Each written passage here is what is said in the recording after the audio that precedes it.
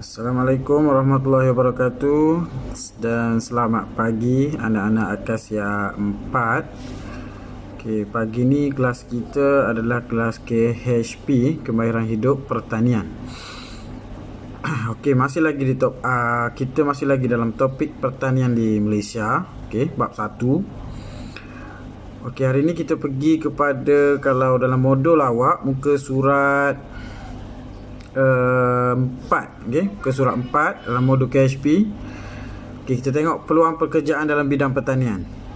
Okay, dalam bidang pertanian ni, apa peluang pekerjaan yang kita boleh dapat?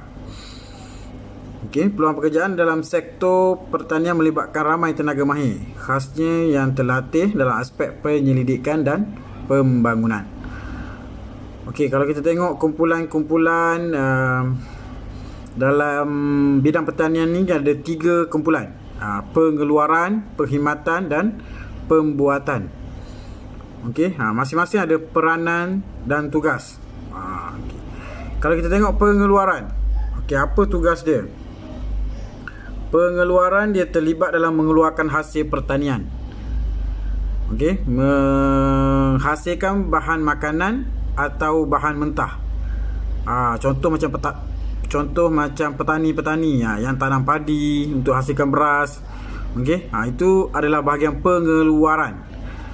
Contoh pekerjaan pengusaha tanaman dan peternak haiwan. Yang siapa yang bela lembu, yang bela kambing, yang bela kerbau, itu dia adalah kategori pengeluaran. Tugas dia menghasilkan bahan-bahan pertanian. Okey, untuk kegunaan. Yang kedua, dalam sektor pertanian ni kita ada perkhidmatan. Apa peranan dia? Okey, perkhidmatan ni memberi perkhidmatan kepada pengeluar supaya dapat mengeluarkan hasil yang maksimum. Okey, contoh macam pegawai pertanian, pegawai penyelidik, ahli veterina, guru dan arkitek landscape. Okey, perkhidmatan ni tugas dia untuk beri perkhidmatan kepada pengeluar, kepada petani, kepada peternak haiwan. Perkhidmatan ni dia bantu, okey, dia bantu sektor pengeluaran. Okey, contoh macam pegawai pertanian dekat Mardi, macam mana dia bantu untuk hasilkan contoh durian, durian kunyit. Sekarang orang panggil musangking. Okey, dia bantu.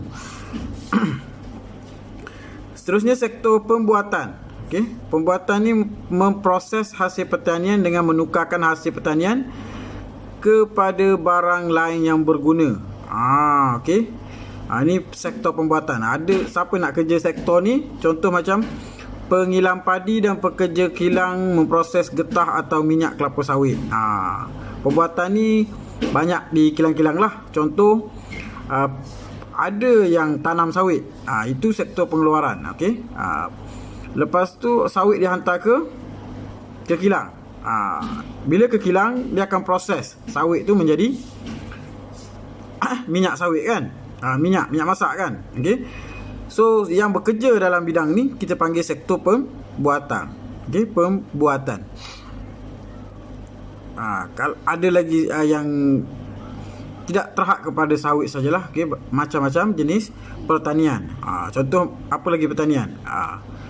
Kalau ternakan, pelihara udang. Okey, pengusaha udang tu yang memelihara udang di bawah sektor pengeluaran. Okey, kalau ada pegawai yang datang memberi taklimat, memberi bantuan kepada dia, itu bawah sektor perkhidmatan. Okey. Pembuatan, udang-udang tu dia proses untuk dijadikan udang apa? Udang kering. Contoh, okey. Itu 3, okey, 3 kumpulan dalam bidang pertanian. Okey, ada 3, pengeluaran, perkhidmatan, pembuatan. Okey, peranan tugas semua cikgu dah terangkan, dah ada kat sini, ada juga dalam modul awak tu. Okey, sekarang ni cikgu nak awak buat latihan muka surat 5. Okey, muka surat 5. Okey, latihan yang ni. Okey, latihan ini muka surat 5.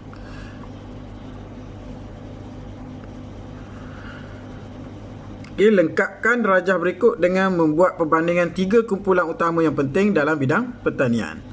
Okey, ada pengeluaran, perkhidmatan, pembuatan. So, awak tulis baliklah. Okey. Pengeluaran apa peranan dan tugas dia. Perkhidmatan apa, pembuatan apa. Lepas tu tulis contoh pekerjaan.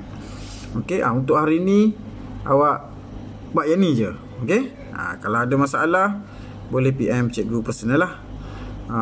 Cikgu harap semua pelajar cikgu, murid-murid cikgu buat latihan ni.